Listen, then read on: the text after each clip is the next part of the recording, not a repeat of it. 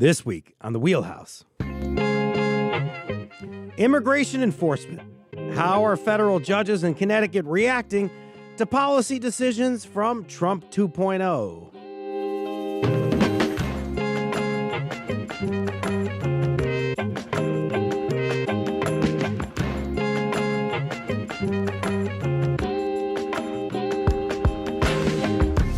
For Connecticut Public, I'm Frankie Graziano. This is the Wheelhouse. It's a show that connects politics to the people. We got your weekly dose of politics in Connecticut and beyond right here. Connecticut Governor Ned Lamont recently signed into law new protections for undocumented migrants. The bill seeks to keep ICE agents out of sensitive spots like churches and be identifiable by name or badge number. Connecticut's law comes as a rebuke to the Trump administration's aggressive immigration tactics, which have included thousands of arrests of immigrants. Many have been in the country for years and have no criminal records. But a new analysis from Politico has examined the legality of those arrests and found a staggering rate of rejections from federal judges. Joining us now to explain is Kyle Cheney, a senior legal affairs reporter at Politico. Kyle, thank you so much for coming on here. Great to be with you. Thanks for having me. Great to have you, and so interested to hear about your reporting in this database that you all have at Politico.com. We also want to hear from you folks. React to President Donald Trump's immigration policy by hitting us up on our YouTube stream or by giving us a call, 888-720-9677, 888-720-9677. Kyle, talk about how you've seen the federal government's policy on immigration develop in the time since you've worked at Politico here. Sure. So, I mean, one thing is just a very clear dividing line with the second Trump term. I mean, the first Trump administration, they pushed the envelope on immigration policy. They really tried to maximize deportations then, but there were certain lines they didn't cross and certain policies they didn't push to the maximum extent. I think some of that was due to Donald Trump's sort of newness to public life. He didn't put the people around him that would sort of pursue his instinct, his policies to the maximum extent. This term is very different. They're hitting the gas as much as possible and kind of daring the courts to keep up. In some ways, that's by design, and it has led to this enormous flood of legal battles over their policies, which again are much more draconian and aggressive than they were in the first term. It started in earnest in January of 2025, and then immediately after being inaugurated, he made his policy agenda known on immigration. What was he saying in those first few days?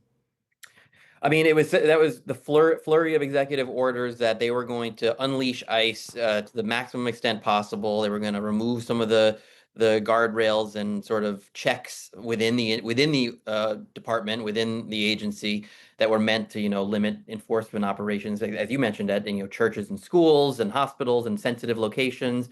They were going to sort of make those easier. They were going to the maximum extent possible, pursue not only the deportation of people who are here illegally, but their detention as well. So holding as many people as possible in detention facilities as a way to sort of, deter or discourage people from remaining in the country. Can you help us understand if there's a way to quantify or maybe comprehend whether or not this is something that's unprecedented from a president of the United States, these flurry of orders, this sort of executive action? So, related to immigration detention, sorry. Right. Related to immigration detention, that's the key is, there's been some reporting that the deportation levels are actually have not reached the same levels that they were in the Obama era, that just simply is not been at that pace yet. The detention is a whole different story. They're detaining more people, I think, than ever before. They're needing to build, and they're running out of room in their facilities. And that's partly because of a sharp shift in policy that essentially treats everyone they find anywhere in the country as though they had just crossed the border, which were mandating their detention. And that has sort of led to this uptick in detentions all over the country. Many of these ICE arrests and the subsequent detentions are challenged in federal court. You've examined thousands of these cases. Can you talk about what you found out? Absolutely. And that's where our reporting comes in, is we started to see these legal battles emerge, and they've really exploded in the last few months. Tens of thousands of people filing what are called habeas petitions, saying they've been detained unlawfully for one reason or another.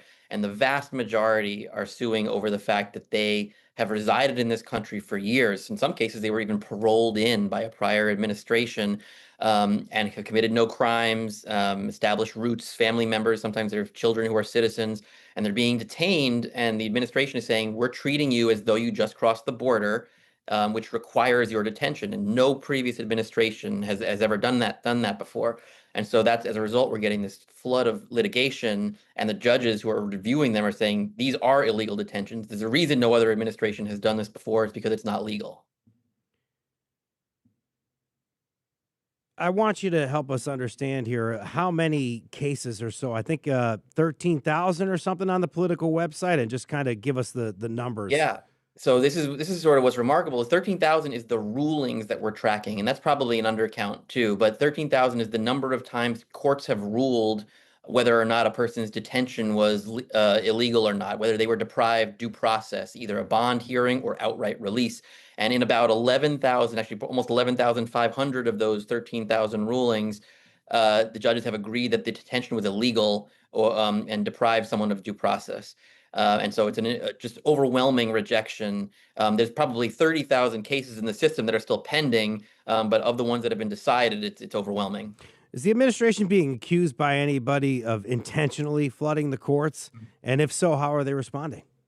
Yeah, so look, I mean, when you ask, if you say we've lost 90% of cases, how are we doing? Most people would say that's not a very good rate. But if the administration's goal is not necessarily to win these cases, but to make life as difficult as possible for as many people as possible who they would like to see deported, then maybe that's a different metric. And I think the advocates for people who have been detained say that's the goal here. A lot of people are giving up. Even for all the rulings that are being won, there's many, many other cases where people are just folding and saying, I'm not going to sit in detention hoping I win my case. I'll pack up and I'll leave. I might be deported at the end of this process anyway. And so why fight? And I think there's a sense out there that that's the goal here. Make it as onerous as possible, maybe as a deterrent effect on people coming in the future, or maybe just encourages people who are here to leave. And I think part of the response that they've had is they've issued some kind of guide for migrants or something like that you can sort of self-deport. Yeah. And you have some kind of incentive to do so. Yeah, and they've even said outright, like, look, if you don't want to be detained, you might just leave, and then you won't be detained anymore. You can, and in fact, if you leave on a voluntary basis, we'll give you $1,000 to plan your travel, and you won't have a record against you if you ever try to come back in legally. And that's their sort of pitch on that. Even though many of these people are being detained in illegal ways and the courts are releasing them, they're saying, well, if you don't want to deal with that process, just go ahead and leave. Can you give me a taste of the best response you've gotten so far, maybe from like an advocate or a lawmaker in your reporting so far? I think you've done like at least 5 or 6 stories on the database here since it's come out. Give us like some reaction to this flooding here of the courts. Well, what we're seeing, what the responses we're getting are people are and the reason we did this is people didn't really understand the scale. I think there's even judges in other districts didn't really understand quite how many of these cases and rulings there were, and what the rate of rejections has been. I think, there's been this concern. I mean, the cases have flooded the system. They've overwhelmed courthouses in multiple districts across the country, and judges have been frustrated, but I don't think they actually understood the magnitude. And so they're citing our database quite a bit. Some states are citing our database and saying you need to see like the raw number of these cases that are being rejected in court as illegal, because it puts it in a different perspective than just a handful here, a handful there. It's overwhelming. Give us a call, 888-720-9677. If you'd like to talk to us on the Wheelhouse this morning, 888-720-9677. You could also send us an email. You could comment on our YouTube stream. We're live there. We're talking about state law versus federal law here. And you're talking about even some of these state lawmakers citing your reporting or something like that. You're saying that law enforcement at the federal level right now is detaining people almost certainly heading to the Supreme Court. Talk more about what you mean there.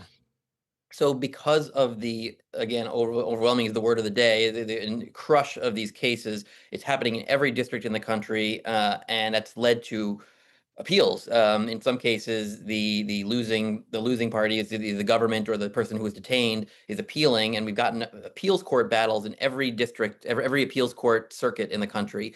5 of those circuits have already ruled, and it's led to a division. There's been the 5th and 8th Circuit, considered the most conservative circuits in the country, have ruled in favor of the administration's detention policy, while 3 other circuits have ruled against them.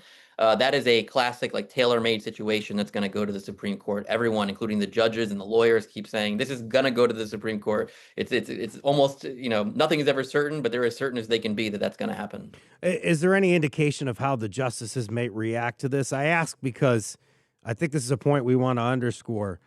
In your reporting, when we're talking about the 90% of decisions against the administration here, it's not just judges that were appointed by some Democratic president like a Biden or a Clinton or an Obama. These are also even Reagan appointees, Bush appointees that are ruling against this, maybe even some first-term Trump appointees. I'm really glad you brought that up, because that to me is maybe the most important takeaway from what we've gathered is this is across ideological lines. This is not even close. I mean, now among Trump appointees, there is a divide. That's maybe but still the majority of Trump appointees who have ruled on this question have ruled against the administration. I think it's still something like 60-40. And that's the best result that Trump has had among judges appointed by a certain president. But it's overwhelming in terms of, again, Reagan, Bush, Bush 1, Bush 2, and even first-term Trump appointees have rejected this policy in large numbers. We got some comments on YouTube and Facebook. Obviously, some people are, you said, ideological. Some people are against undocumented migrants leaving here in the first place, as I imagine that the administration is in their stated policy. One individual says to us on YouTube, "Why detain them? Just deport them." Some folks are saying, why would states spend any money on undocumented migrants? I just saw that on Facebook. So help me understand how you all are what kind of rhetoric you're hearing from folks and how you might respond in terms of why this is an important thing for states to pay attention to here. Sure. I mean, look, the Supreme Court has established that people, whether they're here legally or illegally, are entitled to some form of due process if they're being, before they can be deported. And now Congress has drawn lines. They've said if you are a new arrival, if you just crossed the border and you're apprehended, you can be deported you can be detained and deported in a pretty expedited way. However, the law has always divided over people who have resided in the country, in the interior of the country, for a longer period of time. And that's really at the heart here, is that this administration wants to take those people who have long been treated differently under the law and at least given more opportunities to remain free in their communities, even if they're ultimately deported, and a chance to challenge their deportation proceedings in a different way. And so this administration has said, well, we don't want them to have those same opportunities to challenge. We're just going to detain them. And the courts are saying that's the part that's illegal, the part that where we used to differentiate recent border crossers from people in the country. We're now going to treat them essentially the same. The work that you've done on this is so extensive. That's why I'm so glad that you guys are on the show and we're talking about this. You mentioned earlier, when we're talking about the law favoring people that have been residing here for a long time and due process, many of these lawsuits, I'm going to underscore this again, and these decisions, these habeas filings here, these are folks that are saying we're not getting due process. Exactly. They're people who, they're essentially saying, no due process. A lot of the judges are not ordering them released into the community. They're saying this person should at least get a bond hearing. They should be able to talk to an immigration judge and say, I am not dangerous. I'm going to attend my immigration proceedings. I might even be deported at the end of them. But in the meantime, am I going to sit in a detention facility, or am I going to be at home in my community with my family, working at my job? I don't have a criminal record. I'm not a danger. And that's really what's here. So judges are saying you at least get a bond hearing in a lot of these cases. And sometimes they're getting released on bond. Sometimes they're still being detained, but they have that opportunity to plead their case. All right. So we go to Politico.com. We see this database. There's 13,000 something rulings in there. There's a nice graph. Things that people like me that are simple in nature like and will help them follow along. Maybe we take that late June siesta and we're on vacation for a little bit. When we come back on July 4th, what are you going to be following? After July 4th. So we're going to be relaunching this database too, where you can actually link and see the judges' individual rulings, which I think is actually really useful to see in their own words, and they tell the stories of some of the people who've been detained. And I think there's some power to that, and it's helpful to understand who are the people who are being detained. By July 4th, I expect several more circuits will have ruled on this, and we may be on that path to the Supreme Court in a more clear way than I mentioned. So this is going to be with us for at least the next few months. this policy and this legal battle. And so I think we'll be approaching that Supreme Court moment right around then. Kyle, so happy to have you on the Wheelhouse this morning. Again, folks can follow your work at Politico.com. Kyle Cheney, the senior legal affairs reporter with Politico. Thank you so much, and thank you for your database. Have a nice morning. Thanks so much for having me. After the break, we're going to get reaction from a former lawmaker in Connecticut. We'll also talk to Connecticut Public Latino Communities reporter Daniela Doncel about her coverage of undocumented migrants living in Connecticut. Got a question or comment? Hit us up. Comment on our YouTube live stream or give us a call, 888-720-9677. Let's work through some of these things together. You know, we're talking about things. We're asking you, how far should lawmakers go here in Connecticut? How far should federal lawmakers go when we're talking about undocumented migrants? Hit us up, 888-720-9677, or comment on our YouTube stream. There's more Wheelhouse right after this on Connecticut Public.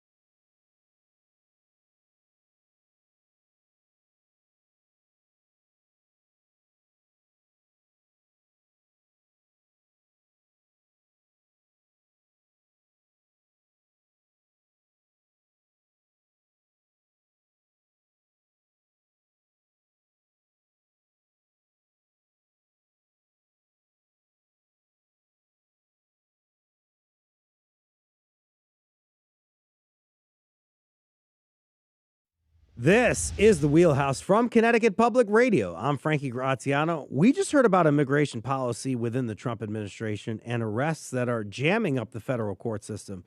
Now we're continuing the conversation by turning our attention to Connecticut. Joining us are Daniela Doncel, a Latino communities reporter at Connecticut Public. Daniela, thank you so much for coming on here. Thank you for having me. Making your return on the Wheelhouse. So excited to see you, and thank you so much for your reporting. Also with us this morning, Mike Lawlor. There he is. I haven't seen you in so long besides Facebook. It's so good to see you. Back from a recent trip. He's the Associate Dean of the University of New Haven's Henry C. Lee College of Criminal Justice and Forensic Sciences. Also the former Undersecretary for Criminal Justice, Policy and Planning in Connecticut. Also a former state lawmaker in Connecticut as well, out of East Haven, I believe. Mike, thanks so much for being here. Hey, good morning, Frankie. Hey, good morning to you as well. Hey, folks, you got any thoughts on federal immigration policy, Connecticut's response? Let's have a conversation here today. Hit us up, comment on our YouTube live stream. Give us a call, 888-720-9677. Just share your thoughts, but just make sure you're sort of quick, you know, then we can talk about whatever. But in the last segment, we talked about federal judges ruling against ICE detentions in a big way. Mike, any reaction to what we just heard from Kyle? Yeah, I mean, when you see the actual numbers, it's pretty amazing. But it's clearly part of a deliberate strategy to overwhelm the courts. And, you know, I think more broadly, I think the Trump administration strategy is to deter people from trying to enter the United States based on the fact that if they get here, there's just going to be a nightmare they have to contend with. And to some extent, I guess that's effective. Whether or not it's a good idea or appropriate policy, you know, we could talk about. And the thing is, there's not a lot of nuance in this, right? I mean, the stated policy from the beginning is, and you'll hear Caroline Leavitt say it a lot in White House meetings, you'll hear come from Trump's mouth. They say that these undocumented migrants are here illegally, and many of them should be treated as criminals. That's sort of the stated position. You know, originally, don't forget, during the campaign, especially, President Trump talked about targeting violent criminals, right? And we now know, you talk about statistics, we now know that less than 5% of all the people that they've grabbed off the streets have been convicted of a violent crime, and the vast majority have not been convicted of any crime. And so And some of them are U.S. citizens as well. Well, yes, because the ICE folks are not the most highly trained crowd, that's for sure. I mean, they don't wear uniforms, they wear masks. There's a reason they have masks on. It's really troubling if you care about law enforcement. I work with local police a lot, and I think they feel embarrassed by the behavior of these newly hired ICE agents who, it looks like the neighborhood gang has come together to advance this policy. So it has a lot of unintended consequences. It has some intended consequences, but it's just bad public policy. And following up on what Mike said there is that we've talked with a lot of reporters in recent years and folks at the University of New Haven as well who pay attention to criminal justice. When you're talking about crowd control, when you're talking about people maybe protesting ICE action or something like that, what's preferred, at least, particularly by state officials, is that you would have local law enforcement dealing with some kind of a protest or some kind of a protest against ICE action, rather than National Guard troops or like ICE enforcement officials kind of dealing and doing crowd control. Yeah, I mean, police officers, especially here in Connecticut, are specifically trained in de-escalation, right? That's the goal. By watching the way ICE conducts itself on the streets of our cities, it looks like they're trained, and it's pretty clear they are trained in escalation. I mean, these confrontations where they're giving contradictory orders to people. Let me see your hands and show me your driver's license or get out of the car. And people get confused, and that creates a problem. Not to mention just the verbal back and forth between the ICE agents and the protesters. I mean, you wouldn't see this from real police here in Connecticut, certainly. In Connecticut, lawmakers have passed, and the governor has now signed into law, legislation in May that seeks to curb ICE's presence in the state. It's called an Act Concerning Democracy and Government Accountability. Can you talk a bit about the new law here, Mike? Yeah, so this is building upon prior iterations, which date back almost 15 years now in our state, where we're trying to figure out the extent to which Connecticut and our law enforcement officers should be involved in immigration enforcement, right? The most recent version, to me, like the most significant aspect of it is it gives people a right of private action. They can sue a federal officer for violating their constitutional rights. They can sue in state court.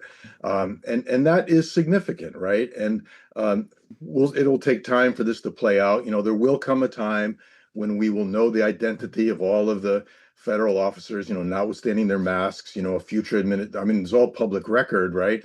Names of federal officers. They're obscured now. At some point in the future, we'll be able to go back and find out the names of everybody who was involved in each of these operations. And we've got the advantage of video. And so there will be people held accountable down the road, personally and criminally, for their behavior. That's a very significant change. The other change in here is, building upon prior efforts to delineate where this enforcement action should be happening. So not in schools, not in churches, not in hospitals, not in courthouses, sensitive locations. The problem is, even though a federal officer might be violating one of these laws, which might technically be a crime or a contempt of court, do we expect local police to take these federal officers into custody? Because if they did that, then they could be charged with interfering with federal officers, which is a federal crime. So this is a dilemma that is confronting us now. It's completely unnecessary, and without digressing too much, and I think the ultimate solution to this huge problem is to reboot the entirety of U.S. immigration policy. And, it is worth noting that in the pre-MAGA era, back when the GOP was the GOP, there was a proposal in Congress to completely reboot immigration policy, spearheaded by, of all people, Marco Rubio, right? It had bipartisan support, and it was killed by the House Republicans at the time in Congress, right? And if that bill had passed, we would not be seeing the problems we're having now. We would have a much better managed immigration process. People who had been here for years would have had a path to citizenship. And I think it would make a lot of sense. And it would make America great again, because back in the good old days when America was great, immigration was much different than it is today in terms of the regulatory oversight of the procedures, which are, it's almost impossible now to legally come to the United States as an ordinary immigrant. So You've talked about people covering their faces. As face masks, can you wear a face mask anymore if you're a federal law enforcement, or at least is this addressed in the law? yeah, well, it's unlawful in the law, but the question is, the challenge Sure. for local law enforcement here is, are we going to arrest these guys, right? And because the minute you try to, I'm sure in response, the local officers would get arrested. And people argue that that federal officers are immune because they're federal government officials, that they can't be prosecuted in state courts. That's actually not true. We've seen a couple of federal officers in Minnesota be charged in the murders involving the folks that got shot and killed out there. So it's complicated. The procedures that govern the process are somewhat unique, but yeah, you can be charged with a crime if you break a criminal law. Even though you're a federal officer, you can be prosecuted in state court.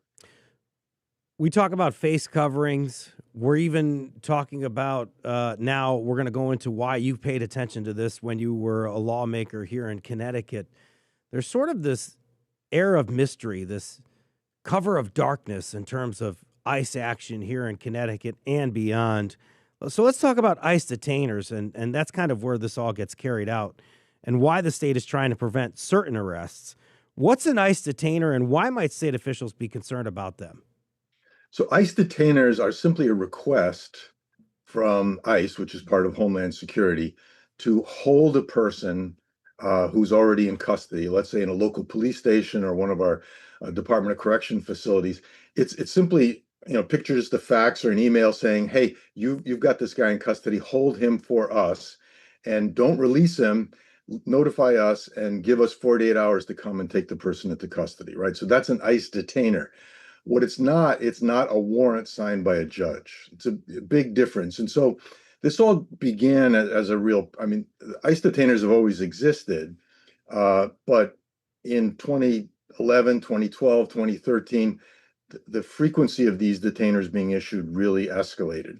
And for those of you who pay attention to the political timeline, those dates I just mentioned were during the Obama administration. I was going to say, this predates Trump in Connecticut, where you have a situation where Democratic lawmakers targeted at least the way that the administration was handling these detainers. So this is something that happens before Trump. Yes, it definitely happened. Actually, without going into a lot of boring detail, I'll try and make it simple here. Yes, please do. There's a federal initiative called Secure Communities, which was initiated at the very end of President Bush's administration in 2008. President Obama comes into office. They start this policy starts to be implemented. It's pretty technical, right? It simply says that the FBI will share fingerprint information with Homeland Security, because when somebody gets arrested anywhere in the country, typically they're fingerprinted. Those fingerprints are electronically transmitted to the FBI, and the FBI has them, so they know people are getting arrested in real time anywhere in the country. It makes perfect sense because the New Haven Police Department wants to know, the guy we just arrested, is he really who he says he is? Does he have any warrants elsewhere in the country? That type of thing. FBI began to share that, give access to that database to ICE. And so ICE would also find out everybody who's arrested anywhere in the country in real time. And that would allow them to issue a detainer request to a police department or a jail somewhere in the country saying, hey, you've got this guy, don't release him, hold him for us, let us know, and we'll be there within 48 hours, right? So those are detainer requests.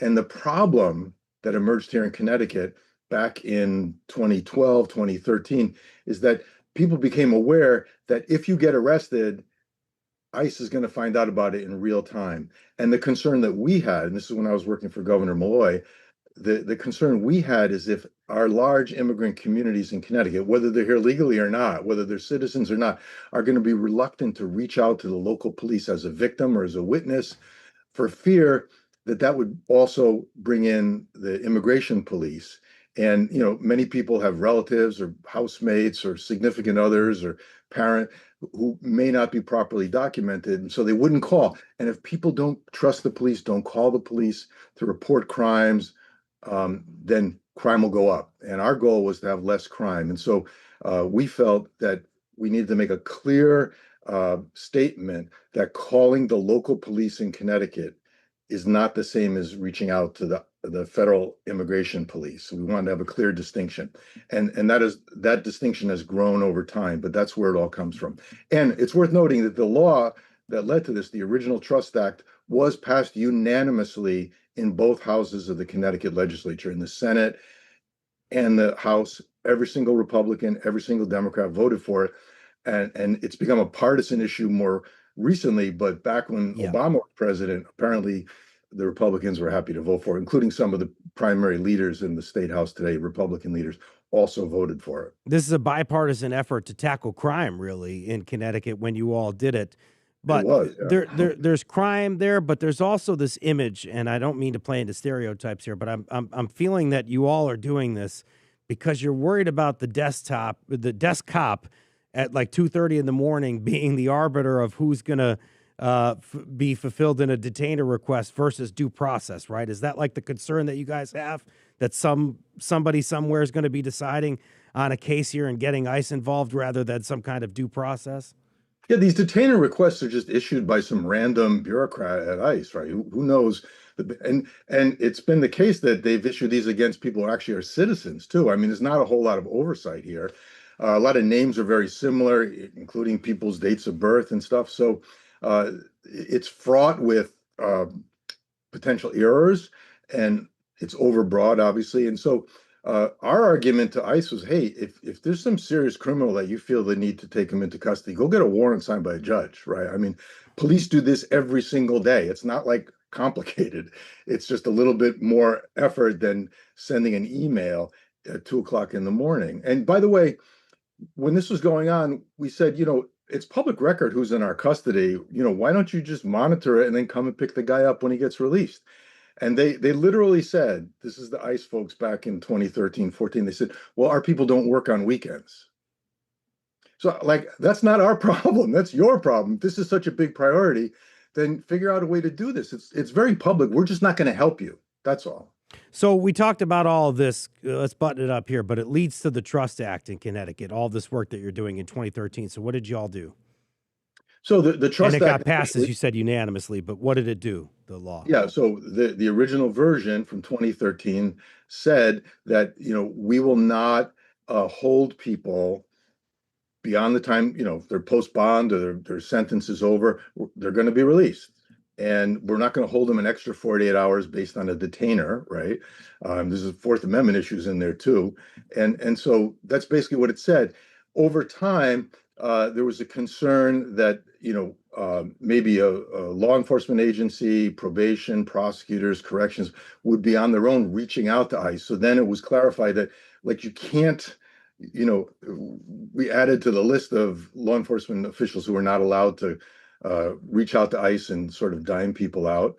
And then ultimately we said that no state resources can be expended to assist ICE in enforcing federal immigration law. This did progress over time. Initially, it was just to say, we're not going to honor these ICE detainers. You want to get the guy, either get a warrant or be there when he gets released. And there are exceptions. It's important to point out there are exceptions for people convicted of serious violent crimes. People are on the terrorist watch list. What we found out, people getting arrested for minor sort of domestic violence stuff, shoplifting, drunk driving. These people are all of a sudden finding themselves in ICE detention and being deported, leaving behind their families in many cases. And just think of it for a second. If you are the spouse of somebody who is undocumented and there's a domestic violence incident that would lead to an arrest, you're not going to call the police because you don't want your, even though you're in an argument, you don't want your significant other to be deported because he might be the breadwinner of the family. And it's this kind of thing that the local police reported to us as a problem. But it sounds like you're kind of pushing back against the notion that violent criminals, violent undocumented migrants, if they are in this country, you're sort of pushing back and saying that no one's really protecting them, as somebody might assert. Right. Our law explicitly takes them out of the, they're not protected by anything in the Trust Act. That's for sure. Right. And so, I mean, there are some people who need to be incarcerated, and there's some people who need to be removed from the country. It is, it is worth noting, as someone who pays a lot of attention to the criminal justice system, that someone who commits a serious violent crime in Connecticut should be locked up as a prisoner for a long time in Connecticut. They shouldn't be sent back to their home country where they're going to be free with the possibility of re-entering the United States. I mean, it's crazy, right? And so we think our policy works. It does not violate any federal law. Interestingly, when Trump came into office the first time, he said that Connecticut was a sanctuary state and we were violating federal law, and he was going to withhold all our grants.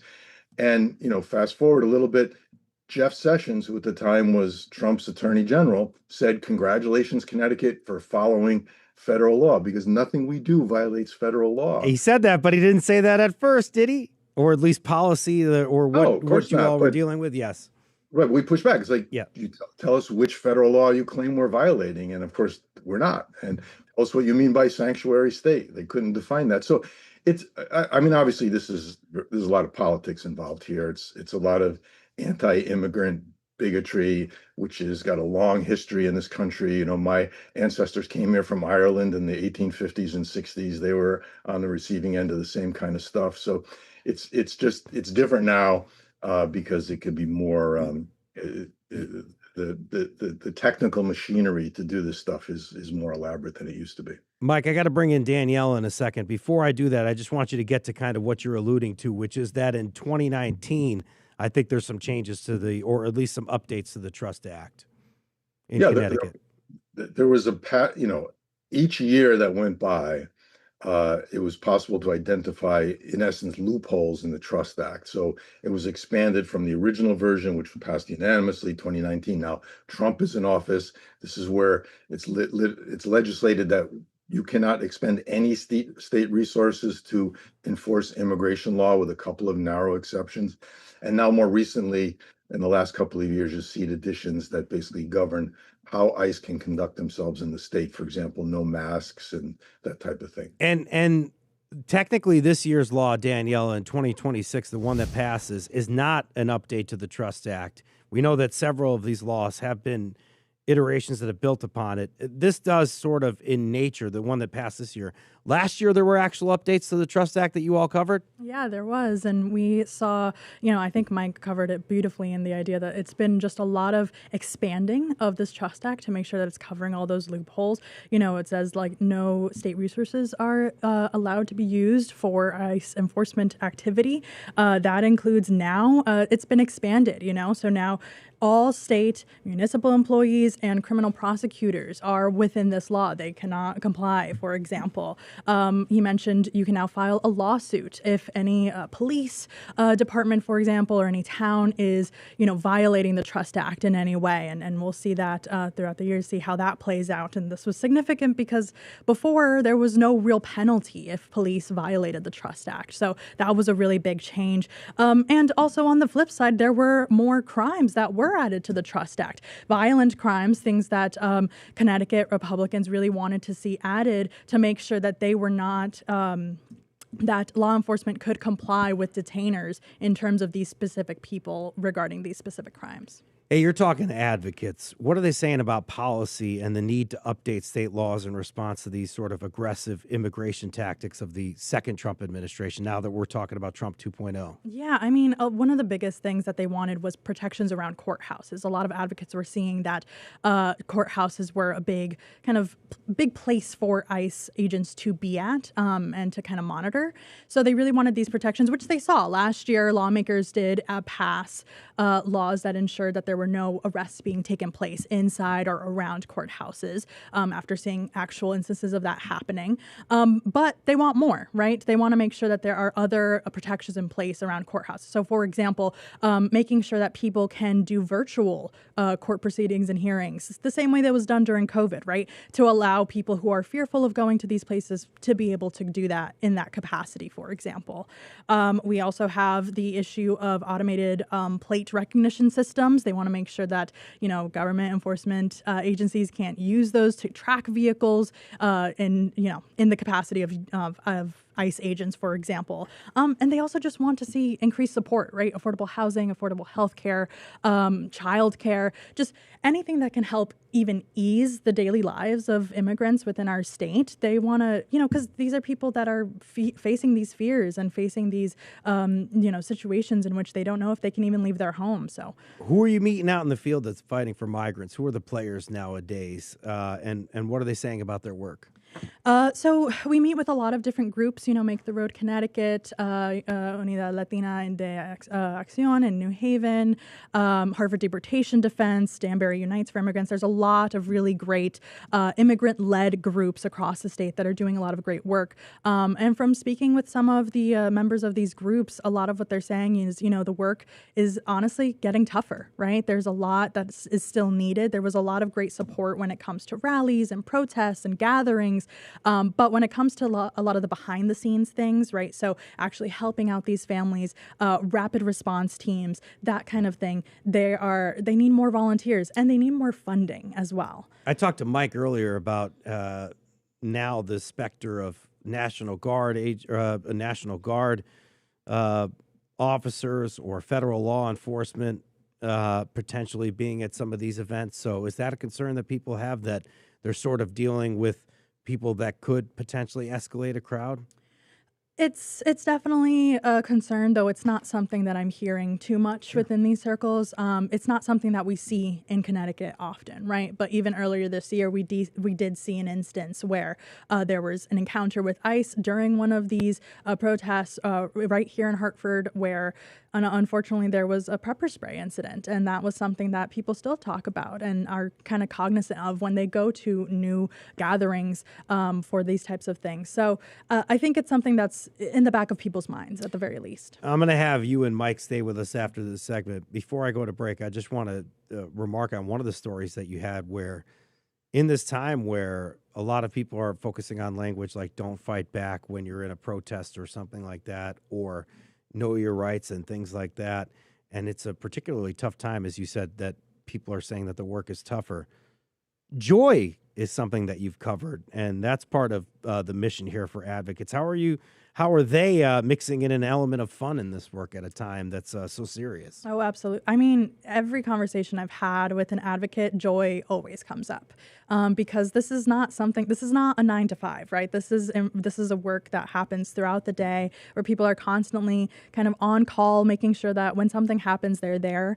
I recently covered a photo exhibit from a youth committee with Hartford Deportation Defense where they were kind of highlighting the long 10-year history of this organization. And many of the photos were of very difficult times, but many of the photos were of joy, of people dancing, doing activities together, spending time in community. When I talked to the photographer of the exhibit, Adrian Montoro, he told me, it was very important to him to make sure that joy was part of this exhibit as well, to show that people are still making sure that during these difficult times, joy is never being deprioritized or put in the back burner.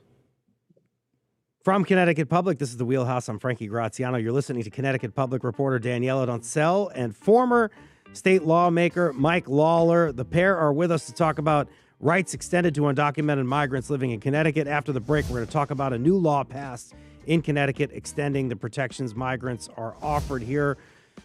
Questions on what you heard this far, hit us up. Don't go anywhere. There's more Wheelhouse next on Connecticut Public.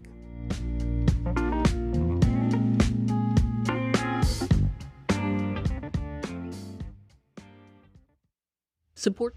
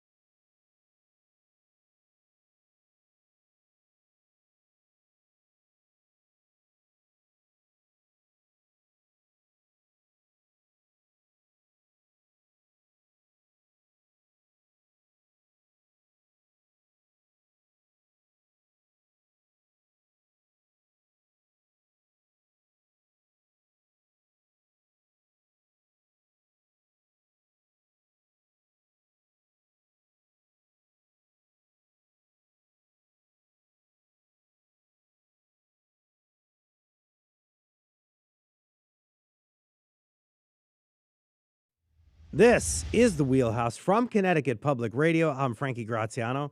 We're talking about immigration reform efforts in Connecticut this week. Next week, stay tuned. We're going to dig into the economy and how local communities are responding to rising costs this summer.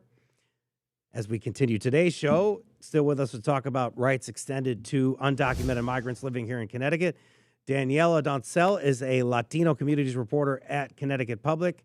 Thank you so much for being here, Daniela. And Mike Lawlor, Associate Dean of the University of New Haven's Henry C. Lee College of Criminal Justice and Forensic Sciences. We're going to do this in like 4 or 5 minutes here. I got a few questions for you all here, but story that our colleague Rachel Iacovone wrote about a Bridgeport father and son who were stopped by federal immigration officials on the way to school. What can you tell us about this case and why it's important in the context of what we're talking about today? Yeah, absolutely. So Rachel covered this story. It was a case of a 16-year-old son and his father. They were in the car waiting for a school bus on a Friday morning when ICE officers came to detain the father, essentially. From a ICE spokesperson, we did learn that they were there to arrest the father due to they had a warrant for his arrest because of the fact that he had entered the country illegally back in 2005 and was ordered to leave the country. And that officers were there to make sure that not only he was taken, but that the son was given a chance to go home with the mother. So they gave the father a chance to call the mom, make sure she can come, grab the kid, but then he was taken. But at the same time, there was a great community support around this. The representatives, Rosario was able to contact Senator Richard Blumenthal to see what next steps could be taken, make the road, sent out their rapid response team to go out there to provide support for the family. But really what this did was highlight a situation that was already happening in the city of Bridgeport, which was that there's a lot of a big uptick, essentially, in ICE enforcement there. And something that you're talking about is the support that people might have in the community. You also introduced us, you in your reporting, introduced us to Rehan in Cheshire. Yes, Rehan was a very incredible case in the sense that this was something that was shocking. So Rehan is a teen who was taken unannounced. There was no announcement of this happening. He was taken while he was in his uncle's car, and he was held in detention in Massachusetts for a couple of weeks. The crazy thing about him that I think is most important to know is that his family is here under humanitarian parole. So they're here legally. There's no reason for him to be taken. And the reason they're under parole is because of his father. His father worked as an interpreter for the U.S. Armed Forces. And his father, years back, also was taken by ICE at one point. So it was a lot of people were saying, you know, this family's being targeted. Why are they being targeted? Thankfully, we did get to see Rehan come home. But it was a shocking situation in which we are seeing this taking place, even for people who are here with documentation. He remained in detention for like 2 weeks. Yes. Some people pointed out, I think it was Attorney General William Tong that said that was relatively short. Some people are held for months. Why did we see sort of this difference in this case? The thing is that immigration law just in general is very, very complicated. So everything is kind of on a case-by-case basis. With someone like Rehan, he had a lot of outpouring support, a lot of high-profile individuals that were kind of helping his case. And the attorney that he has was able to kind of use, based on his situation, basically was able to get him into a court hearing that would allow him to leave the detention facility. However, to be very clear, this does not mean that he is, he's in the clear, essentially. Yes. He was released on bond, but he is still kind of in these removal proceedings by the United States to be... Despite the administrative error. Right, exactly. Yeah. So there's still a long way to go for him, but at the very least, he can be home while these proceedings are happening. I want you to pay attention to Danielle's reporting. I can't ask her any more questions. We're out of time here. I want to ask Mike one more before we go, but... You all are doing a documentary, as I understand it. Yes. Can't tell us much about it, but I know that it's coming up. It is coming. We're working on a mini documentary looking specifically at how ICE is impacting Connecticut youth. So you can keep an eye out for it. It's hopefully coming out in October. ctpublic.org. Absolutely. SCOTUS season, Mike. We know the decisions may come down this month, as they generally do, and we don't know when, but they will at some point. We talked earlier today about how this will... in the words of Politico reporter Kyle Cheney, almost certainly come up in the Supreme Court dozens of cases for justices to rule on, and reports saying that President Trump's executive order denying birthright citizenship to children born from undocumented migrants will get a ruling. What are you hearing? What are you paying attention to, at least? So I think any ruling from the Supreme Court is going to be pretty narrow and technical. They're not going to say that President Trump can't do anything he's doing. The issue about the birthright citizenship, the Constitution is absolutely clear on this. Should the Supreme Court rule the other way, which seems unlikely, it would be like, and then all bets are off, I think. But, and I want to say one thing, Frankie, though, I'm actually a little bit optimistic, because if you look at the public opinion polls, the way people view now what the Trump administration has done with immigration enforcement, it's extremely unpopular, especially among certainly Democrats, but also unaffiliated voters. I think this is helping to build the case for comprehensive immigration reform once the Trump administration comes to an end and the Congress changes over. I'm actually optimistic we'll get beyond this. You've been listening to Mike Lawlor, the Associate Dean of the Henry C. Lee College of Criminal Justice and Forensic Sciences at the University of New Haven. Thank you so much, Mike. Anytime, Frankie. Thank you to Daniela, covering Latino communities in Connecticut. Catch her work at ctpublic.org. That's it for this week's show. Don't miss next week's show as we discuss the economy, politics, and the local reaction to rising costs in Connecticut. Thank you to Chloe Wynn, Patrick Scahill, Dylan Reyes, and the rest of the team. This is the Wheelhouse. I'm Frankie Graziano. Thank you.